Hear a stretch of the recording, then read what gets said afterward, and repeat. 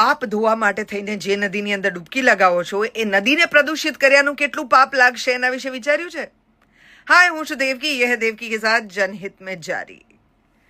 NGT એટલે કે national green tribunal અને CPCB આ બંને ભેગા થઈને કીધું છે કે 12મી અને 15મીની વચ્ચે પાણીનો ટેસ્ટ કરવામાં આવ્યો હતો જાન્યુઆરીમાં, અને આ પાણીના ટેસ્ટ કર્યા પછી ખબર પડી કે કુંભમાં જ્યાં તમે ડૂબકી લગાવી રહ્યા છો એ પાણી નાહવા લાયક પણ નથી.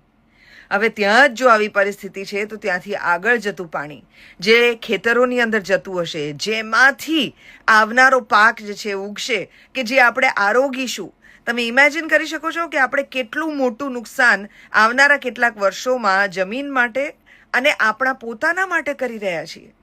એવા કેટલાય ગામ હશે કે જે આ પાણીનો ઉપયોગ કરતા હશે રોજિંદા જીવનની અંદર, નાહવા માટે, પાણી પીવા માટે, રસોઈ માટે, આ બધા માટે, ઢોર માટે, આ બધા માટે જ્યાં આ પાણીનો ઉપયોગ થવાનો છે એ પાણી કઈ હદ સુધીનું નીચલી કક્ષાનું થઈ ગયું હશે, કારણ કે કરોડો લોકો છેલ્લા 2 મહિનાની અંદર આની અંદર ડૂબકી લગાવવા ગયા છે પોતાના પાપ ધોવા માટે.